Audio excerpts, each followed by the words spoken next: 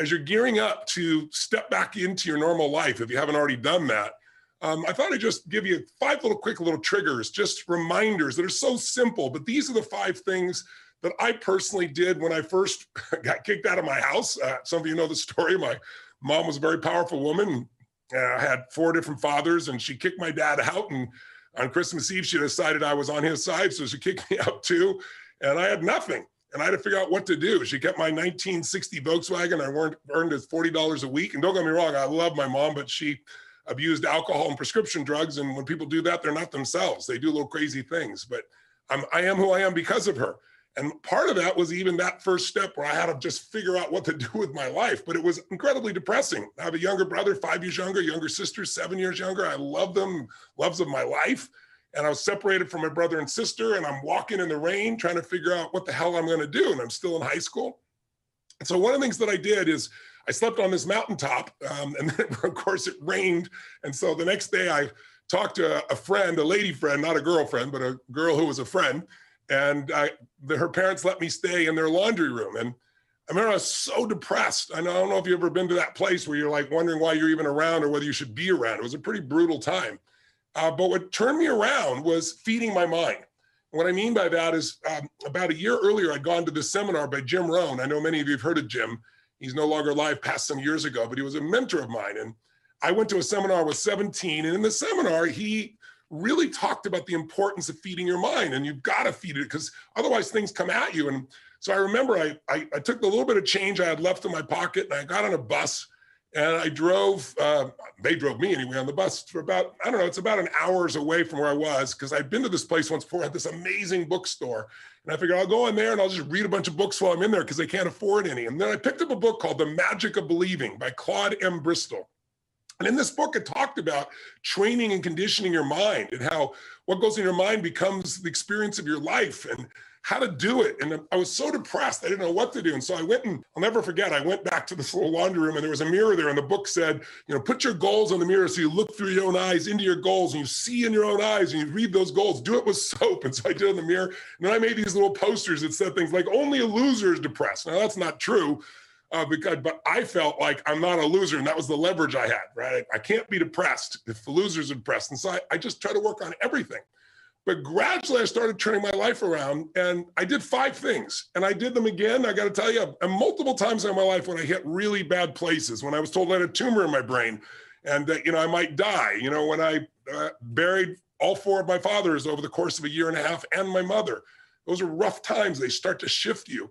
When 2008 happened and looked like everything was going under. And I went back and I reapplied them here at the beginning of the pandemic as well. So they're really simple. But first of the 5 keys to transform your life, I don't care where you are, how great it is, if you can get to the next level, the first step is stand guard at the door of your mind. And I got that from my teacher, Jim Rohn. I remember he came to me one day and I was really frustrated. I was saying, I'm working so hard and nothing's really working and I don't understand it. And I was super frustrated. And remember, he came to me and he said, Tony, he said, listen to me. He said, tell me what are you reading? He said, tell me who you're talking to. He said, tell me who you're surrounding yourself with. And I said, well, I'm mostly isolated by myself. And I said, but I'm so frustrated. He goes, listen to me. He said, answer this question for me. He said, what happens in the world if, let's say, your worst enemy comes by and drops sugar in your coffee? And I said, well, you don't have sweet coffee. He said, well, what if your best friend, even by accident, drops 1 drop of strychnine? What if it's your brother, your sister, your mother, your father, somebody you love, accidentally drops 1 drop of strychnine? I said, well, then you'd be dead. He goes, that's right. So remember, life is both sugar and strychnine, so watch your coffee. And what he really meant was stand guard at the door of your mind. Because today, we live in a world where the media, they're not bad people, they're good people, but they're companies. And they got to take care of their shareholders. And the only way they win is by getting your eyeballs. And the only way to get your eyeballs in a world where there's so much information is to startle you. The news is not designed to educate you or inform you. You know that. That's why it says drinking water may kill you, film at 11, anything that grabs you. And so we're living in a culture of so much fear. So if you're going to take your life back, you got to take and do a limited amount of that media and be able to pursue it, not let it pursue you. Today, most people, in order to get your attention, we all know what they do. It's called clickbait. Let me create a headline that'll grab you. It doesn't matter if the content is even real news or not. A lot of times the headline isn't really what the whole story is. but it pulls you in. There's whole groups of people whose entire life is designing algorithms and language to make you stay online more so they can make more money, but it isn't necessarily to your advantage. So what Jim Rohn used to say to me is, he said, Tony, this is your new daily practice. Because this is what I really want to get to you guys here is, if you want to keep momentum, if you've joined me for those few days there, the 5, 6 days or 7, I guess we did for the challenge, or you went immersion with me as well, the key is to get momentum and keep momentum. If you work your tail off to get momentum going and then you drop it, oh my God, you got to start all over again. And so the way you do that is you have a daily practice. It's not like, years ago I went to a seminar by Jim Rohn and then my life was perfect. It's like I kept immersing myself in all these things, but I also made sure each day I was making some form of progress. And if you want to know what makes people happy, write down progress equals happiness. Think about it. You can achieve everything in the world and still go, is this all there is? You can achieve something and be excited, but for how long? The only way you stay happy and excited is to keep growing. Progress is everything. If you're making progress on your body, progress in your mind, progress in your emotion, you're going to feel happy. When you get there, you feel excited, but again, for how long? A year? No. 6 months, 3 months, 3 weeks, 3 days, 3 hours? Because we're not made to just sit and, be successful. We're made to grow. We're made to, then as we grow, we have something to give. So step one is, let's see if you can put a little system of standing guard at your mind. And Jim Rohn said to me back then, the number one thing you have to do is read 30 minutes a day. So never less than 20 minutes. And I'm not talking about what comes to your phone. I'm not talking about clickbait. I mean a book. I mean something that you pursue. Great ideas are never going to interrupt you. They have to be pursued. And if you don't pursue them, you're going to get what everybody else has, which is all this fear, all this uncertainty, all this stuff that won't work, because everybody's focused on what won't work, what can't happen. Why? Because they're afraid. They're afraid to fail. They're afraid to try and feel like they're not enough. So you got to stand guard of that mind by feeding your mind. Jim Rohn used to say to me, success leaves clues. If you want things to get better, you got to get better. If you want things to change, you got to change. But you got to do it deliberately and consciously. And he used to say to me constantly, he said, Tony, you've got to constantly find a way to feed that mind, something that's got strategy in it, philosophy, something that's going to improve the quality of your life. And if you really learn it, you can help the people you love with the things you learn. And so I got hooked. And so I decided I'm going to read a book a day. I took a speed reading course and I didn't read a book a day, but I read 700 books over the period of 7 years, all in the area of philosophy, physiology, emotion, the things to me that mattered most.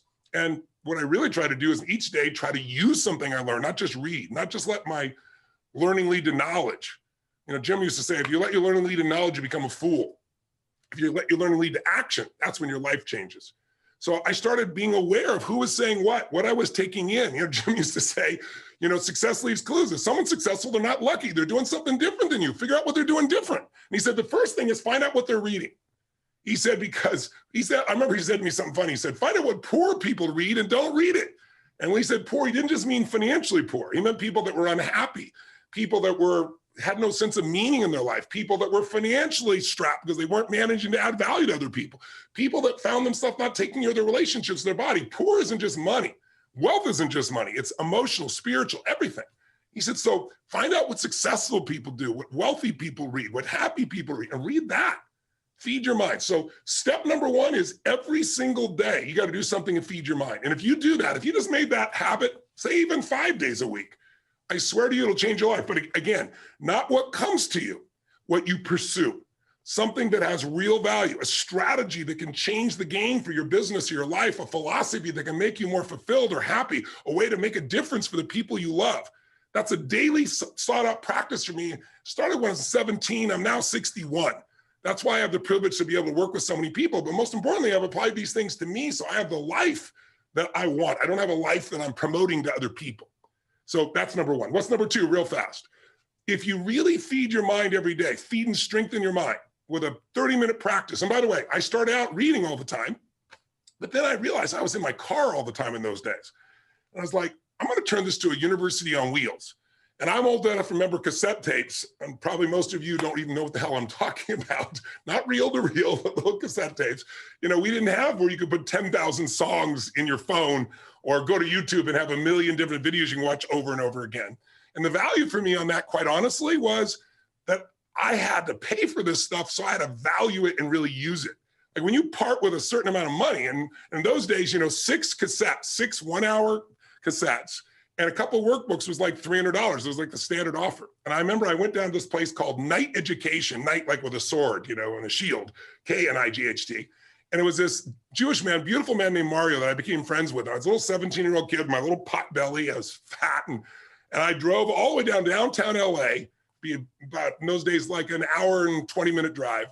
And my little old Volkswagen with no reverse, park on the hill so it wouldn't, so I could get out.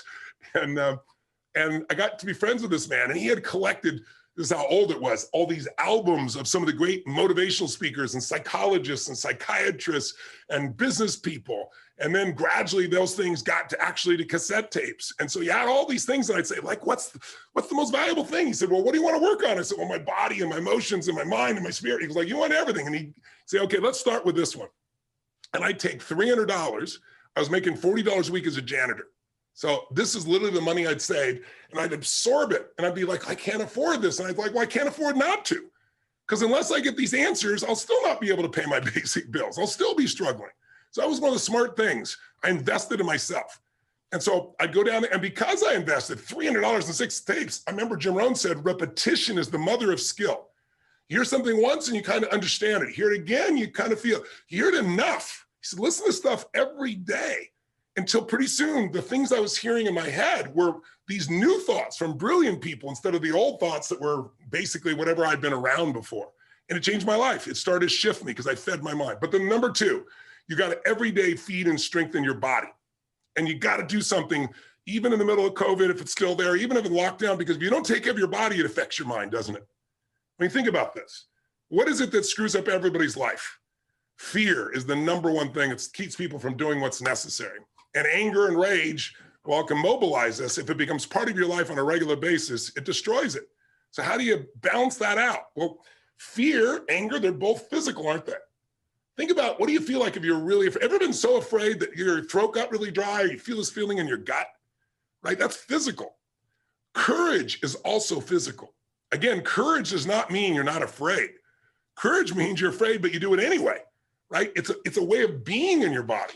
So one of the things that I started doing early on is understanding, and those of you who spent 4 days with me, day and night, because we did it, and it's in your body still, how to change the way you feel instantly by a radical change in your body. And so I really want to recommend you do something at least 5 days a week. First thing when you wake up in the morning, it doesn't have to be an hour workout, even 30 minutes. It can be something as little as 5 or 10 minutes. There is not a day when I wake up, I've shared with some of you this already.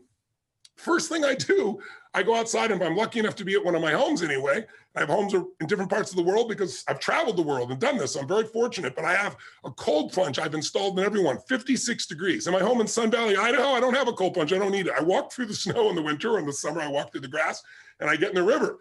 And literally, the river is usually about 39 to 42 degrees, to give you an idea. Every cell in your body is moved. The blood rushes through everything, right? And I do it for 2 reasons. There's never a day I look forward to doing it. I don't go, oh, I can't wait to go in there. I do it, number 1, because it transforms your body. The blood flow, the lymph flow is unbelievable from a health perspective. You just go in for a minute, pop out, and it's like a different world, right? I don't care what it is. Or you could take a freezing shower, would be the minimum way you could do this if you couldn't do this. But it's about changing your body so radically. And it's also about developing a simple daily discipline. It's like, I don't negotiate with myself. I tell my brain, I don't go, oh, wait, I'm not ready, or let me count to 10, or maybe I'll do it tomorrow. That pattern of thinking is what destroys most people's lives and their dreams. You can settle for a life like most people have, or you can create your dreams, but to do it, you need to be able to push yourself. So you need to train yourself in little ways. Or it could be just going and lifting weights, and you're gonna do like 10 minutes of pushing yourself, or a sprint, or a really fast walk, anything. Because when you get your blood pushing, when you push beyond what's comfortable, it develops this determination inside you, this sense of will that you will then use everywhere else. I always say, if you discipline yourself in one area of your life, you're going to be able to do it even more in other areas. You get momentum. Momentum is everything.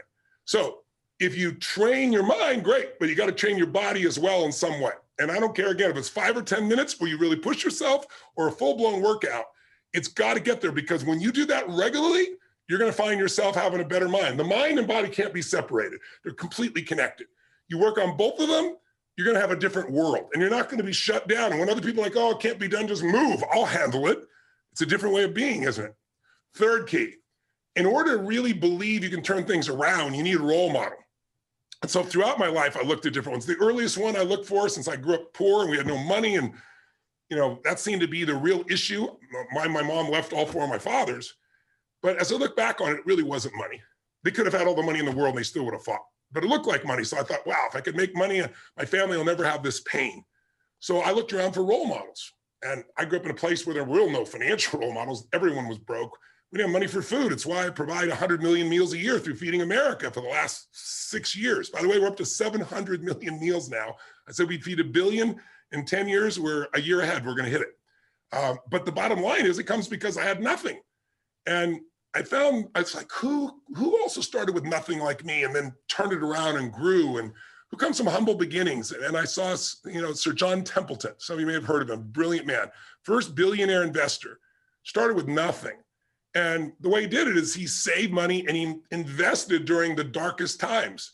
And so I saw Sir John as that. And when I was around when COVID happened, I started looking around to see what are people and businesses that haven't given up. Even though everything's shut down, they found a way to serve their clients. And even though their way wasn't my way, it reminded me and inspired me to say there is a way. That's how I started building the way that we now deliver for so many people virtually around the world. So find a role model and get a plan. So number one, feed and strengthen your mind every day, 30 minutes a day. To me now, audio is even better because I can do it while I'm running. I can do it while I'm working out. I can do it while I'm cleaning the house. I can do it in my car. So I use audio. That's why I've used it forever in that area, because it just gives you more rhythm. But it's either read or audio, something you've pursued. Every day, strength and feed your body. You make it stronger so that you're psychologically sharp. Find the role model, get a plan. What's for? Massive action. Like everybody wants to say, well, I don't know where to start. What do I do first? Well, listen, I got all kinds of tools to help people do that. But the most important thing is do something. You don't know what to do, throw the rock. Wherever it lands, talk to the next person, right? It's like you need massive action. And then you need to see what's working or not and keep changing, and you'll get there. Anyone can get to where they want to go as long as they get in motion. But again, it's about momentum. And that's the main reason I came to join you. Last one, step 5, real fast. Give more than you expect to receive. If you are constantly trying to take care of people, give to people. If you're worst time of your life, you can give to people. I promise you, everything will change. I won't tell you the whole story, bore you with it right now, because I want to do this real quick for you. But one of the most difficult times of my life when I was completely broke, not even enough gas in my car, trying to figure out how to survive, not able to pay my rent. And I won't bore you with the story, but I had an experience where I took the last $19 I had and I gave it to somebody else that needed it. And afterwards, I was euphoric. It made no sense, but it was the first time in my life when, people say, I got to get beyond scarcity. You never get beyond scarcity. You got to start beyond scarcity. You got to declare. You got to take the last seed you got and plant them. And I remember, the next day I got a check for $1,200, which in those days I could have survived on for almost a month, from somebody that owed it to me and not paid me for 2 years. The very next day, after I gave every dime I had no idea I was even going to eat, it was the right moment, it was the right situation. And I did what was right. So find someone who's worse off than you are in the middle of COVID, do something for them. And I promise you, you'll remember how great your life is and you'll feel fulfilled, because it's not about us. You know what I mean? It's like, it's not about me, it's about we. And the more you can get connected to either people you love or even strangers and do things, not for brownie points, just because it's right, somehow inside your own soul, your own spirit, you remember that problems are not permanent. Only your soul's permanent. And you remember that I'm made for more than just solving this stupid little problem. It lifts the human spirit. So those 5 keys, I really encourage you to consider as you're dealing with COVID or coming out of it here to maximize.